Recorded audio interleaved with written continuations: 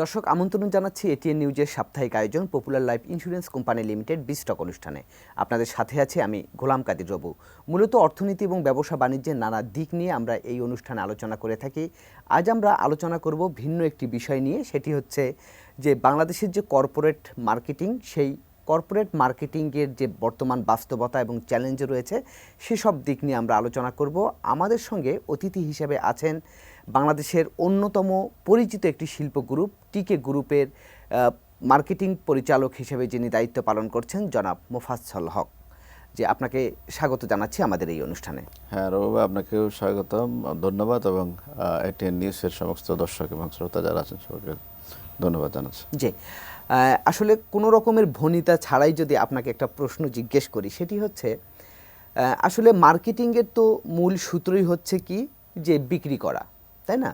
শিল্প কলকারখানায় পণ্য উৎপাদন হবে এবং মার্কেটিং বিভাগ সেই পণ্যটি একদম জনগণের দোরগোড়ায় নিয়ে যাবে এবং বিক্রিতে সহায়তা করবে। তার মানে কি মার্কেটিং যদি টিকে থাকে তাহলেই কারখানা কিংবা ইন্ডাস্ট্রি টিকে থাকবে। তো আমার প্রশ্নটি হচ্ছে এরকম যে বাংলাদেশে তো এখন অর্থনীতির যে অবস্থা, বেশিরভাগ সূচকেই একটু নিম্নগামী, বিশেষ করে মূল্যস্ফীতির এখন চাপ রয়েছে, মানুষের জীবনযাত্রার ব্যয় অনেক বেড়ে গেছে। সেক্ষেত্রে এখন মার্কেটিং আসলে এই বাস্তবতাটা কিভাবে চ্যালেঞ্জটা মোকাবেলা করছে? না, এই বিষয়টা আসলে অনেক ব্যাপক। হ্যাঁ, হয়তো স্বল্প সময়ে এটা বিস্তৃত করা বা ব্যাখ্যা করা অনেক ডিফিকাল্ট। তবে আমরা বিভিন্ন দিক থেকে ধরেন আমদানির ক্ষেত্রে, ম্যানুফ্যাকচারিং ক্ষেত্রে, আমাদের লেবারের ক্ষেত্রে, তারপরে ব্যয়, বিদ্যুৎ ব্যয়, তারপরে গ্যাসের সংকট এখন মারাত্মক আকারে হয়েছে। বিশেষ করে আমি সাম্প্রতিক যদি বলি, বিগত পুরো সপ্তাহটায় আমরা কিন্তু আমাদের গ্যাসের ক্রাইসিসে সাফার করেছি। প্রোডাকশন কমপ্লিটলি নাই বললেই চলে। মূল্যস্ফীতি তো আছেই, তারপরে হলো আমাদের লিকুইডিটি ক্রাইসিস, সব কিছু মিলে আমরা ইন্টারেস্ট রেট হাই, সব কিছু মিলে আর তদুপরি নতুন করে যোগ হয়েছে আমাদের যে পাবলিকের উপর যে ব্যাটের যে চাপ, সব কিছু মিলে আসলে একটা খারাপ পরিস্থিতির মধ্যে দিয়ে আমরা যাচ্ছি। তারপরেও আমরা যেহেতু শিল্প কারখানা নিয়ে কাজ করি এবং জনগণের ভোগ্যপণ্য নিয়ে কাজ করি, আমরা আশাবাদী এটা যে কোনো সময় ঘুরে দাঁড়াবে। যে আপনি বলছিলেন যে নানা রকমের চাপ আপনারা মোকাবেলা করছেন এবং এই মোকাবেলা করার যে চ্যালেঞ্জটা সেটি আপনাদের থেকেই যাচ্ছে বিভিন্ন রকম। তো একটি বিষয় সেটি হচ্ছে যদি ভোগ্য পণ্যের যদি মানে কি বলবো বিক্রি যদি কম হয় তাহলে নিশ্চয়ই ইন্ডাস্ট্রিতে তার প্রোডাক্টিভিটিও তো কমে যাবে। প্রোডাক্টিভিটি কমে গেলে তার কর্মসংস্থান কমবে এবং জিডিপিতে তার একটা নেগেটিভ ইম্প্যাক্ট পড়বে। তো এখন যে নানামুখী চ্যালেঞ্জের কথা আপনি বললেন, অন্যদিকে আছে জীবনযাত্রার যে ব্যয়, ফলে মানুষের তো ভোগ্য পণ্যের প্রতি মানুষের খরচও তো কমে গেছে। সেক্ষেত্রে এই চ্যালেঞ্জটি আসলে কিভাবে কোম্পানিগুলো আপনারা মেকআপ করছেন? যে একদিকে আমার বিক্রি কমে গেছে, অন্যদিকে খরচ তো আপনার কমেনি, এই দুইয়ের সমন্বয়টা আপনারা কিভাবে করছেন? না, এই ক্ষেত্রে ধরেন একদম যে সমন্বয় করতে পারছে সেটা বলা যাচ্ছে না। এটা দেখা যাচ্ছে কি, ধরেন কিছু কিছু প্রোডাক্ট আছে কমোডিটি, কিছু কিছু প্রোডাক্ট আছে কনজিউমার প্রোডাক্টস বা ভোগ্যপণ্য। যেমন ধরেন আমরা যদি বিস্কিট ইন্ডাস্ট্রি বা আদার স্ন্যাক্স ইন্ডাস্ট্রির কথা যদি বলি, সেক্ষেত্রে আমরা এখন বাধ্য হচ্ছি আমাদের যে কনজিউমার যে বায়ার যে বিহেভিয়ার, দেখা যাচ্ছে তারা বড় বড় যে এসকিউগুলো, ফ্যামিলি এসকিউগুলোর প্রতি তাদের আগ্রহ কমে গেছে, এখন ছোট ছোট এসকিউর প্রতি আগ্রহ বেড়েছে। সিমিলারলি যদি অয়েল সেক্টরের কথা বলি, আমরা দেখা যাচ্ছে আগে 5 লিটারের সেলটা অনেক বেশি ছিল, এখন সেটা শিফট করেছে 1 লিটার 2 লিটারের মধ্যে। এটা খুবই দৃশ্যমান বিষয়। মানুষ খরচ কি কমিয়ে ফেলছে, খরচ কমছে এবং খরচ কমাতে বাধ্য হচ্ছে বলা যায়। জীবনযাত্রার ব্যয় বেড়েছে, সেই হিসেবে ইনকাম বাড়ে নেই। তারপরে অনেকগুলো শিল্প কারখানা দেখবেন বন্ধ হচ্ছে প্রায়। তো সব কিছুর একটা সামগ্রিক ইম্প্যাক্ট হচ্ছে। আমরা ব্যালেন্স করার চেষ্টা করছি।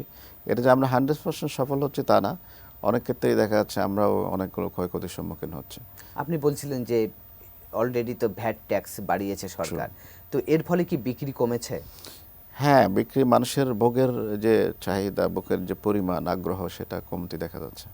আচ্ছা, তাহলে এইটা কিভাবে আপনারা কাটিয়ে উঠবেন? বা না, আমরা আবেদন করছি, আমরা বিভিন্ন সেক্টরে বিভিন্ন ফোরামে কথা বলছি, আমাদের বাণিজ্য মন্ত্রণালয়ে আমরা ওনাদেরকে আবেদন করেছি যে বিষয়গুলো পুনর্বিবেচনা করা যায় কিনা, এবং এরা দেখছে আমাদের আগামীকালকেও একটা মিটিং আছে বাণিজ্য মন্ত্রণালয়ের সাথে।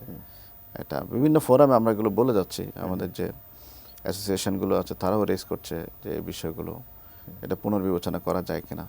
সরকারেরও অনেক সীমাবদ্ধতা আছে, আমরা বুঝতে পারছি। ইনকামের জায়গাটুকু কম, ইনকাম না হলে আসলে রেভিনিউ জেনারেট করতে না পারলে সোর্স তো অনেক কমে যাচ্ছে দিনকে দিন।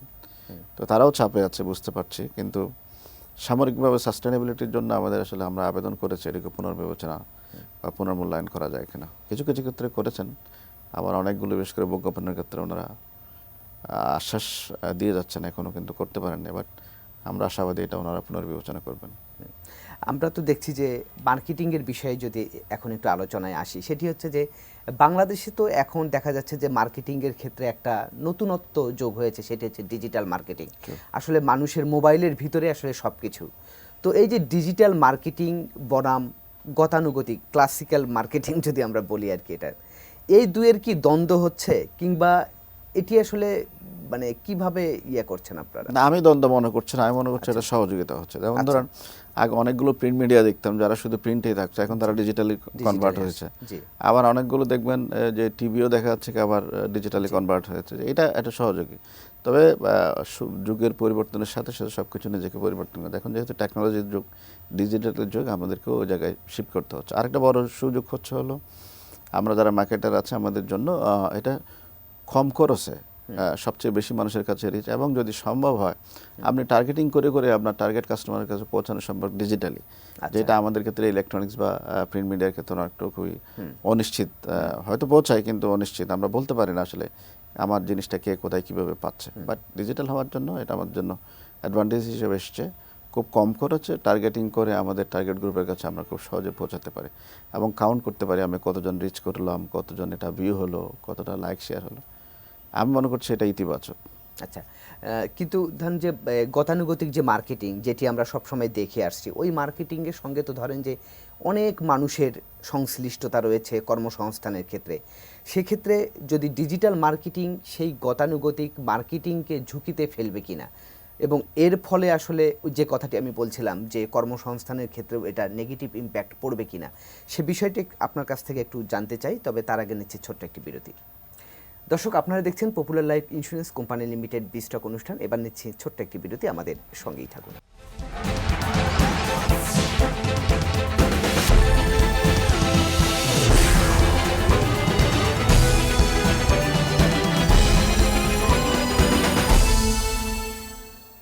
দর্শক, বিরতির পর আমরা আবারও ফিরে এলাম popular life insurance company limited বিস্টক অনুষ্ঠানে। আজ আমরা আলোচনা করছি কর্পোরেট মার্কেটিং ব্যবস্থা নিয়ে। আমাদের সঙ্গে অতিথি হিসেবে আছেন টিকে গ্রুপের মার্কেটিং পরিচালক জনাব মোফাজ্জেল হক। আপনাকে আরেকবার স্বাগত জানাচ্ছি আমাদের এই অনুষ্ঠানে।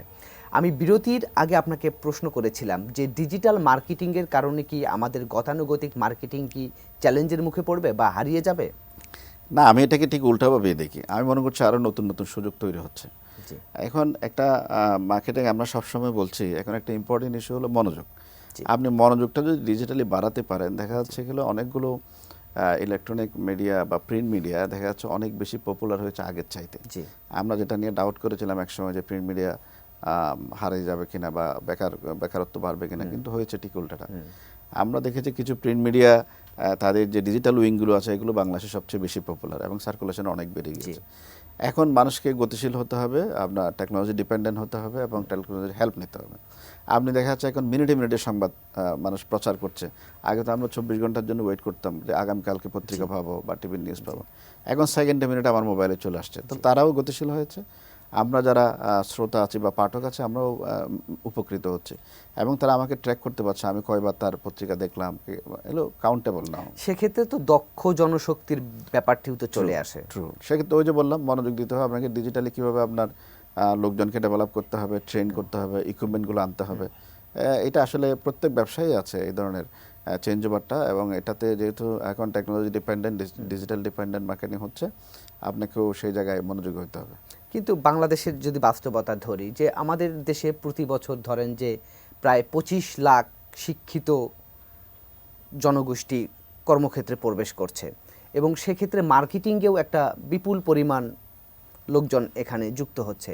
কিন্তু ধরেন যে আমাদের বিশ্ববিদ্যালয়গুলোর কারিকুলাম, মার্কেটিং কারিকুলাম, কিংবা এখন যেটি ডিজিটাল যে মার্কেটিংয়ে, সেক্ষেত্রে যে দক্ষতা অর্জনের যে বিষয়টি, সেটি আসলে কতখানি যুগোপযোগী, বা এই জায়গায় আমাদের দুর্বলতাটা আসলে কতখানি, বা আপনারা কি ফেস করছেন? না, এটা খুবই সুন্দর প্রশ্ন, এবং আমি মনে করছি এটা খুবই রিলেভেন্ট একটা কোয়েশ্চেন। তো আমরা দেখছি হলো যে অনেকগুলো বেকার প্রতি বছরে, যেটা বলছেন হলো 25 লক্ষ বেকার, আসলে বেকার না, আমরা দক্ষ মানে জনশক্তির শিক্ষিত বেকার আর কি, মানে এইটা হচ্ছে চাকরির হলো জন্য প্রবেশ করছে বাজারে। আমরা যেটা তৈরি হচ্ছে, আমরা যেটা ফেস করছি সব সময়, আমাদের দেশে কিন্তু দক্ষ জনশক্তি এর এখনো কিন্তু প্রচুর অভাব। জি। আমরা ধরেন অনেক ক্ষেত্রেই এটা ফেস করছি, যখন ইন্টারভিউ করি একটুকু বলা যায় যে হয়তো ওরা ওইভাবে তৈরি হয়ে আসেনি, এবং জনগণের যে ব্যবহার বা ম্যান পাওয়ারের যে ব্যবহার, সেটা আমরা মনে করছি হলো বাংলাদেশে সবচেয়ে বড় সেক্টর হলো সেলস সেক্টর। সেলসে কিন্তু প্রায় 50 লক্ষ লোক প্রত্যক্ষ এবং পরোক্ষভাবে কাজ করে। এত বড় পেশার অন্য কোথাও আছে বলে আমার ধারণা নেই। কিন্তু দেখা যাচ্ছে গেলে বাংলাদেশের কোনো ইউনিভার্সিটি, প্রত্যেকটা ইউনিভার্সিটিতে মার্কেটিং পড়ানো হচ্ছে, বাট সেলস বিষয়ে খুব বেশি পড়ালেখা নাই। তো আমি বিভিন্ন বিশ্ববিদ্যালয়ে বলছি, কারিকুলাম গুলো কিন্তু পুরনো হ্যাঁ, আমি এবং বিভিন্ন বিদেশের আদলে তৈরি। এটা আমি বলবো না, বিভিন্ন বিশ্ববিদ্যালয়গুলোতে, আমি একটা বিশ্ববিদ্যালয়ে পড়াচ্ছি মার্কেটিং ম্যানেজমেন্ট। জি জি জি। তো আমি বিভিন্ন বিশ্ববিদ্যালয়ে, ঢাকা বিশ্ববিদ্যালয় সহ বিভিন্ন বিষয়ে আমি একটু বলার চেষ্টা করছি, আসলে যে সেক্টরটা সবচেয়ে বেশি রেভিনিউ জেনারেট করে, দ্যাট ইজ সেলস। সেলস নিয়ে কিন্তু বাংলাদেশে খুব বেশি পড়ালেখা নাই। আমি মনে করি বাংলাদেশে সেলস ডিপার্টমেন্টটা ওপেন করা উচিত। তাছাড়া মার্কেটিংয়ে যারা আমরা পড়ছি, দেখা যাচ্ছে কি আমরা যা পড়ছি বাস্তব ক্ষেত্রে তার মিলটা অনেক একটু কম, যার কারণে ছেলেরা এসে কালচারালি শকড হয়। ও তো তৈরি থাকে না যে ডোর টু ডোর গিয়ে অর্ডার ক্যারি করতে হবে, প্রোডাক্ট পৌঁছে দিতে হবে, এগুলোর জন্য সে প্রিপেয়ার থাকে না। সে ধারণা করে হলো আমি অ্যাড তৈরি করব, কমিউনিকেশন বানাবো, মনে হয় এতেই মনে হয় মার্কেটিং। মার্কেটিং কিন্তু এর চেয়ে অনেক বড়, অনেক ব্যাপক, এবং সবচেয়ে বড় ইম্পর্টেন্ট ইস্যু হলো আমাদের সেলস ফোর্স। তো সেলস বিষয়ে আমাদের খুব বেশি পড়ালেখা থাকে না বাংলাদেশে, কোনো বিশ্ববিদ্যালয়ে কোনো গ্র্যাজুয়েশন ডিগ্রি নাই। সেলস ম্যানেজমেন্ট ডিপার্টমেন্টটা খোলাটা খুব জরুরি, আমি মনে করছি এটা খুব ইম্পর্টেন্ট। এটা হলেই ছেলেরা শকড হবে না, সে যা পড়ছে তা কার্যক্ষেত্রে করার সুযোগ আপনি পাবে। তো বিভিন্ন ইউনিভার্সিটিতে পড়াচ্ছেন, সেক্ষেত্রে কি মার্কেটিংয়ের তত্ত্বগত এবং প্র্যাকটিক্যাল এই দুইয়ের যোগসূত্রতা কেমন আসলে? অনেক কম, অনেক কম, এবং এটা নিয়ে আমি বারবার বলছি, বিভিন্ন জায়গায় বলছি, আপনি সেলসকে বাদ দিয়ে মার্কেটিংকে চিন্তা করাটা রং। জি। কিন্তু আমরা সেটাই করে যাচ্ছি। কারণ একটা কোম্পানিতে মার্কেটিং যদি বলি আমরা পিওরলি, ওরা হলো ব্র্যান্ড অ্যান্ড কমিউনিকেশনে কাজ করে। তো একটা কোম্পানিতে ব্র্যান্ড কমিউনিকেশনের লোকের প্রয়োজনীয়তা কতটুকু? আপনি বলেন আপনার চ্যানেলে কয়জন ব্র্যান্ড মার্কেটিং আছে? আমার হার্ডলি 2 থেকে 3 জন। হোয়ারএজ আপনার একটা ইন্ডাস্ট্রিতে সেলস ফোর্স আছে 2000, 2500, 3000, আচ্ছা।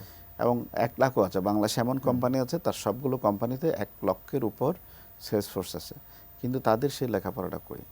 কিন্তু তারা মার্কেটিং করে যাচ্ছে, তার অপরচুনিটিটা অনেক কম। জি, আমি একটি প্রশ্ন জিজ্ঞেস করি। আপনি বলছিলেন যে বাংলাদেশে এখন মার্কেটিং এবং সেলসে প্রায় 50 লক্ষ লোকজন জড়িত আছে। অনেকের এই পেশার প্রতি কিন্তু চ্যালেঞ্জ আছে, কিন্তু আগ্রহও বাড়ছে। সেক্ষেত্রে একজন নতুন যে আসবে, পড়াশোনা শেষ করে মার্কেটিং সেক্টরে যে আসবে, সেক্ষেত্রে তার প্রতি আপনার আসলে পরামর্শটা কেমন হবে? আমার পরামর্শটা হচ্ছে, মার্কেটিং সবসময় একটা চ্যালেঞ্জিং, এটা ক্রিয়েটিভ চ্যালেঞ্জিং। তো ক্রিয়েটিভিটি দেখানোর যে স্কোপ যেটা, সেটা খুবই সীমাবদ্ধ এবং সীমিত। এটার জন্য আমাদের বিভিন্ন মার্কেটিং এজেন্সি আছে, তাদের গবেষণা কেন্দ্র আছে, আমরা তাদের হেল্প নিতে পারি। মেইনলি যেটা চ্যালেঞ্জ ফেস করি সেটা হচ্ছে হলো সেলস মার্কেটিংয়ে যেয়ে, ট্রেড মার্কেটিংয়ে যেয়ে আমরা মেইন চ্যালেঞ্জটা ফেস করছি। তো আমাদের নতুনদের জন্য, স্টুডেন্টদের জন্য পরামর্শ হলো, সঠিকভাবে সৎভাবে যদি বাঁচার জন্য, দ্রুত উন্নতি করার জন্য, বেশি বেশি ইনকাম করার জন্য সেলসের কোনো বিকল্প নেই। আপনাকে সেলস পেশাটাকে প্রায়োরিটিতে রাখতে হবে, এবং সেলস পেশায় ভালো করার জন্য সবচেয়ে যে 2-3টা জিনিস দরকার, সততা, এবং আপনাকে কঠোর পরিশ্রমী হতে হবে, অনেস্ট হতে হবে, সিনসিয়ার হতে হবে, এবং মনোযোগী হতে হবে। জি, আপনার কাছে আমার আরেকটি প্রশ্ন, যেহেতু আপনারা সরাসরি বিক্রয়ের সাথে জড়িত, তো সেক্ষেত্রে ধরেন যে কোম্পানির তো টার্গেট থাকে বিক্রি, যে কথাটি আমি শুরুতেও বলছিলাম যে মার্কেটিংয়ের মূল কথাই হচ্ছে বিক্রি, আমাকে কাস্টমারের কাছে পৌঁছতে হবে। সেক্ষেত্রে ব্র্যান্ডিংয়ের যে কথাটা, ব্র্যান্ডিং মানেই তো ওয়ান কাইন্ড অফ কি আস্থা, আমার আস্থার জায়গাটা তৈরি করা। কিন্তু বাংলাদেশের বাস্তবতায় এই আস্থার জায়গাটা তৈরি করাটা তো অনেক কঠিন, যেহেতু এখানে মানে সঠিক পণ্য কিংবা কি বলবো, সঠিক সময়ে পৌঁছানো, কমিটমেন্ট এবং কোয়ালিটির এই দিকটা তো আসলে এনশিওর করাটা খুবই কঠিন হয়ে যায়। সেই জায়গা তো আসলে বাংলাদেশে আসলে এই যে দুর্বলতাটা, সেই জায়গাটা কিভাবে বাংলাদেশ আরও ভালো করতে পারে, কিংবা আপনারা যারা এই দুর্বলতাটাকে কিভাবে কাটিয়ে গ্রাহকদের আস্থা অর্জন করছেন, ব্র্যান্ডিং করতে পারছেন, বিশেষ করে টিকে গ্রুপের কথা যদি আমি বলি, আপনারা আসলে কিভাবে সেটি করছেন?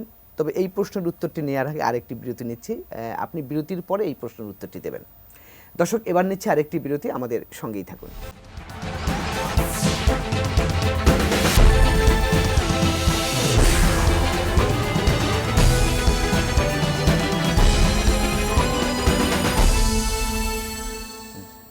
দর্শক, বিরতির পর আমরা আবারও ফিরে এলাম popular life insurance company limited বিস্টক অনুষ্ঠানে। আজ আমরা আলোচনা করছি কর্পোরেট মার্কেটিং নিয়ে। আমাদের সঙ্গে অতিথি হিসেবে আছেন টিকে গ্রুপের মার্কেটিং পরিচালক জনাব মোফাজ্জল হক, যে আপনাকে আরেকবার স্বাগত জানাচ্ছি। যে প্রশ্নটি আমি করেছিলাম যে বাংলাদেশে যে আস্থা অর্জন করার যে বিষয়টি, ব্র্যান্ডিংয়ের মূল বিষয়টাই তো হচ্ছে আস্থা।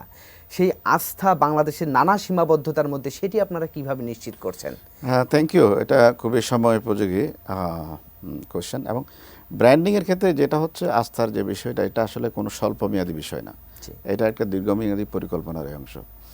নাম্বার ওয়ান হচ্ছে হলো আপনাকে প্রতিটা প্রোডাক্টের আপনার কোয়ালিটিটা এনশিওর করতে হবে। আপনি যদি কোয়ালিটি এনশিওর না করেন, আপনি যত কমিউনিকেশনস করেন, বিভিন্ন অ্যাড দেন, কিন্তু কাজ হবে না। দিন শেষে কনজিউমার প্রোডাক্টটা যখন তার হাতে যখন সে পাবে, সে যখন সে ইউজ করবে বা এটা যখন সে বুক করবে, তখন সে কোয়ালিটির ব্যাপারে নিশ্চিত হবে। আমাদের দেশের আমরা যত কথাই বলি, আমাদের দেশের কনজিউমাররা কিন্তু অনেক সচেতন, ইদানিং তা আরও বেশি। আর বাংলাদেশের সব কোয়ালিটি পণ্যের ক্ষেত্রে যে কোয়ালিটি ক্রাইসিস আছে তাও কিন্তু না। বাংলাদেশে অনেকগুলো কোম্পানি ইতিমধ্যে আছে যারা বিশ্বব্যাপী প্রোডাক্ট এক্সপোর্ট করে। ঠিকও আমরাও কিন্তু প্রায় 29টা দেশে আমাদের ভোগ্যপণ্য আমরা এক্সপোর্ট করে থাকি। কাজে ওই ক্রাইসিস এখন না। আর আমাদের মেশিনারি বিশ্বের যে কোনো দেশের মেশিনারির চাইতে বা সমপরিমাণ কোয়ালিটি সম্পন্ন মেশিনারিজ আমরা এখন ইম্পোর্ট করছি। তো বড় বড় কর্পোরেট হাউসগুলো যেগুলো আছে সবাই খুব উন্নত মানের মেশিন আনছে, কোয়ালিটির প্রসেসগুলো খুব স্ট্রিক্টলি মেনটেন করছে। আমি মনে করছি এই ক্রাইসিস এখন অনেকটাই রিমুভ। তবে ছোটোখাটো যারা আছে, যেগুলো আমাদের নজরদারির বাইরে থেকে যায়, অনেক সময় সরকারি রেগুলেটরি যে অথরিটি আছে তাদের বাইরে থেকে হয়তো এগুলো করে, বাট বড় বড় প্রত্যেকটা কোম্পানি ইনক্লুডিং পুষ্টি, টিকে গ্রুপ, আমরা কিন্তু ওয়ার্ল্ড ক্লাস প্রোডাক্ট ম্যানুফ্যাকচারিং করি এবং এগুলো আমরা যত্নের সহিত কাস্টমারের কাছে তথা কনজিউমারের কাছে পৌঁছে দিচ্ছি। যে আমি আপনার পরবর্তী প্রশ্নে যাওয়ার আগে একটু মুদ্রার বিনিময় হারটি দেখে আসি, কারণ এই কারণে যে অনেক দিন ধরে তো বাংলাদেশের ডলারের বাজারটা বিশেষ করে অস্থিরতার মধ্যে, যদিও পরিস্থিতি অনেকখানি স্বাভাবিক হয়েছে, তারপরেও কিন্তু এই চাপটি রয়েছে। তো আমরা একটু ডলারের বাজারটা একটু দেখে আসি। যে আমরা দেখছি যে ডলার বিক্রি হচ্ছে 122 টাকায় এবং সিঙ্গাপুর ডলার যদি আমরা দেখি সেটি প্রায় 91 টাকায় বিক্রি হচ্ছে। তারপর হচ্ছে ইন্ডিয়ান রুপির যদি বিষয়ে আমরা আসি, সেটি দেখা যাচ্ছে 1 টাকা 41 পয়সা রুপি রয়েছে, ইউরো রয়েছে 129 টাকা, পাউন্ড রয়েছে 154 টাকা। তো এই হচ্ছে মুদ্রার বিনিময় হার আমরা দেখছি। তো আপনার কাছে কি মনে হচ্ছে বাজারটা, ডলারের বাজারটা কি এখন অনেকখানি স্থিতিশীল হয়েছে? না, এটা আসলে বলা যাবে না। এটা তো ফরেন রিজার্ভের উপর অনেকটুকু ডিপেন্ড করে, কিছু কিছু সরকারি পলিসির উপরে ডিপেন্ড করে। তাছাড়াও আমরা জানেন যে আমাদের বিভিন্ন বৈদেশিক যে নিয়ন্ত্রণ সংস্থা আছে তাদের কিছু পরামর্শ থাকে। সব কিছু মিলে এটা সরকারি ডিসিশন, সরকারি নির্ভর করে। যে এবার মানে আমরা আলোচনার প্রায় শেষ পর্যায়ে চলে এসেছি। আমি একটি প্রশ্ন আপনার কাছে করতে চাই শেষে। তো সেটি হচ্ছে যে আপনি তো টিকে গ্রুপের প্রতিনিধিত্ব করছেন। টিকে গ্রুপের বয়স তো 50 বছর পার হয়ে গেছে এবং আমরা জানি যে বাংলাদেশের অনেক কিছুর ক্ষেত্রে টিকে গ্রুপ প্রথম পায়োনিয়ার, যারা পথ দেখিয়েছে।